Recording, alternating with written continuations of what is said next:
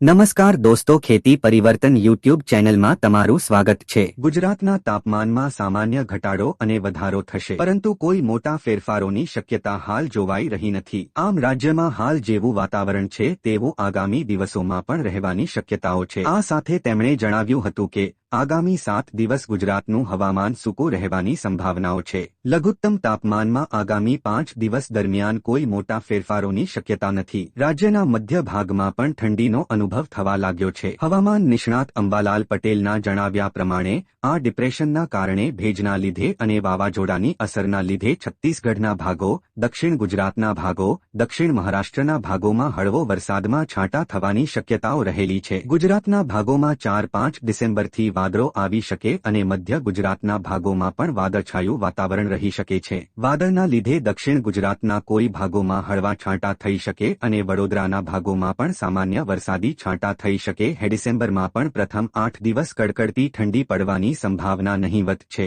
હવામાન વિભાગ મુજબ આગામી 7મી ડિસેમ્બર સુધી લઘુત્તમ તાપમાનનો પારો 15 ડિગ્રીની આસપાસ જ રહી શકે છે। આ પછી પારો તબક્કાવાર ઘટવા લાગતા ઠંડીમાં વધારો અનુભવાશે। 20મી ડિસેમ્બર બાદ પારો 11 ડિગ્રીથી નીચે જવાની સંભાવના છે। 3 ડિસેમ્બરથી બંગાળની ખાડીમાં વધુ એક ચક્રવાત આવશે, તો 15થી 17 ડિસેમ્બરમાં ગુજરાતમાં વાદળવાયુ આવવાની શક્યતા છે। 22 ડિસેમ્બરથી ભારતના ઉત્તરીય પર્વત પ્રદેશોમાં હિમત વર્ષા થશે। 28 ડિસેમ્બરથી ગુજરાતમાં હાડ થીજવતી ઠંડી પડશે। આગામી 7મી ડિસેમ્બર સુધી લઘુત્તમ તાપમાનનો પારો 15 ડિગ્રીની આસપાસ જ રહી શકે છે। આ પછી પારો તબક્કાવાર ઘટવા લાગતા ઠંડીમાં વધારો અનુભવાશે। 20મી ડિસેમ્બર બાદ પારો 11 ડિગ્રીથી નીચે જવાની સંભાવના છે।